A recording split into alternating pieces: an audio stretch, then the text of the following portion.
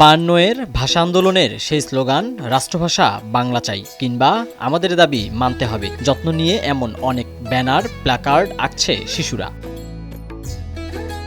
এ যেন তাদের রক্তে মিশে থাকা পূর্বপুরুষের প্রতিচ্ছবি। যেভাবে একটা সময়ে এসব প্ল্যাকার্ড হাতে নিয়ে মিছিল করেছিলেন অগণিত ভাষা শহীদরা, তাদের সেই সংগ্রামকে শ্রদ্ধা জানাতে এসেছে এ প্রজন্মের শিশুরা।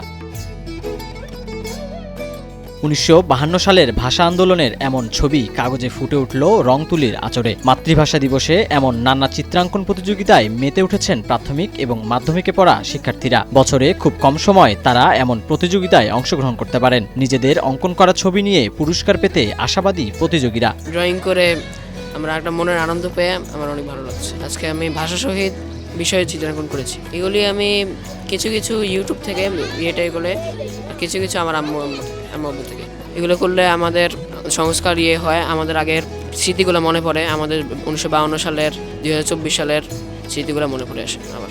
শহীদ মিনার, কারণ শহীদ মিনার আমার ভালো লাগে। শহীদ মিনার বাংলাদেশের একটা অংশ, আমি সবাই মিলেমিশে চিত্র করছি। যে ব্যতিক্রমী এমন আয়োজনে উচ্ছ্বসিত দেখা যায় অভিভাবকদের। তাদের প্রত্যাশা আগামী দিনেও এমন ব্যতিক্রমী আয়োজন অব্যাহত থাকুক, যার মাধ্যমে প্রতিভার বিকাশ ঘটবে কচিকাঁচা শিক্ষার্থীদের, চর্চা বাড়বে সংস্কৃতির, এমন কথা বলছেন অভিভাবকরা। না, ভালো লাগছে আসলে। এর আগে আমরা কখনো এই আয়োজনটা দেখিনি, যেহেতু আমরা যদিও পাশেই থাকি। তো এবার আমাদের যেহেতু দাওয়াত করা হয়েছে এবং বলা হয়েছে যে আমাদের শিক্ষার্থী এবং আমাদের সন্তান বা কেউ যদি কোনো পরিচিত কেউ থাকে সবাই আয়োজনে আসতে পারবে। শিশুদের মন মানসিকতার অনেক বিকাশ ঘটে, ওরা যে মোবাইল আসক্তি থেকে দূরে থাকে। আমার মেয়ে আজকে শহীদ মিনারে যে প্রভাত ফেরিতে যে ফুল দেওয়া হয় সেটা অঙ্কন করেছে।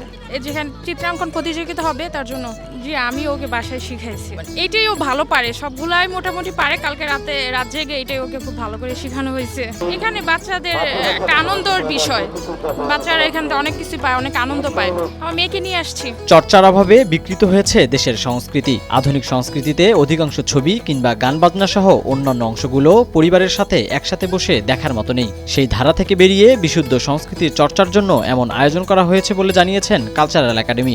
শিশু কিশোরদের নিয়ে যে আয়োজনটা আজকে করেছি, এটার মূল উদ্দেশ্য ছিল আমাদের বাংলাদেশের যে সংস্কৃতি, যে কালচার, আমরা যেমন জুলাই বিপ্লবের গ্রাফিতিগুলো দেখেছি, ওয়ালে যে ছবিগুলো ছিল সেগুলো দেখে আমরা অনুপ্রাণিত হয়েছি। মূলত আমরা এসব চিন্তাকেই মাথায় নিয়ে যে আমাদের শিশুরা, আমাদের স্কুল পড়ুয়া স্টুডেন্ট যারা রয়েছেন, তারা যাতে বাংলাদেশের এই সমস্ত যারা ৭১ অথবা আমরা ভাষা শহীদ যেটা বলি ১৯৫২ সাল, এই দৃশ্যগুলো তারা পরিচিত হোক, তারা জানুক, তারা বুঝুক যে আমাদের অতীতে যারা ছিল, যারা আমাদের অনেক আগে অনেক কিছু করেছে দেশের জন্য। আমরা যেমন বলছি যে আবু সাইদ, মুগ্ধ, এরকম যারা এখন আমরা দেশের জন্য রক্ত ঢেলে দিচ্ছে, ঠিক ১৯৫২ সালের যে ভাষা আন্দোলন হয়েছিল সেই সময়েও সালাম, বরকত, রফিক তাদের জীবনের সর্বোচ্চ ত্যাগ, যেটাকে জীবন বলা হয়, সেটাকে তারা উৎসর্গ করেছে শুধুমাত্র মাতৃভাষার জন্য, দেশের জন্য, ভালো থাকার জন্য, দেশের সার্বভৌমত্ব রক্ষার জন্য। এরকমের যে বিষয়গুলো এখনও আমাদের চলমান আমাদের বাংলাদেশে দেখা যায়, যেমন নানাবিধ সমস্যা আমাদের দেশে রয়েছে, যেখানে আমাদের তরুণ যুবকেরা এখনও আন্দোলন করছে, সংগ্রাম করছে, মুক্তি চাই। এরকমের বিভিন্ন আমাদের যে অনুপ্রাণিত করার বিষয়গুলো বারবার ঘুরে ফিরে আমাদের ভুলিয়ে দেওয়া হয়, অথবা আমরা ইতিহাসকে ভুলে যাই। এই সমস্ত জিনিসগুলোকে ধারণ করার মূল উদ্দেশ্য নিয়ে মূলত আমাদের আজকের আয়োজন। প্রতিযোগিতায় ৩টি ক্যাটাগরিতে মোট ২৫ জন অংশগ্রহণকারীকে পুরস্কৃত করে কালচারাল একাডেমি।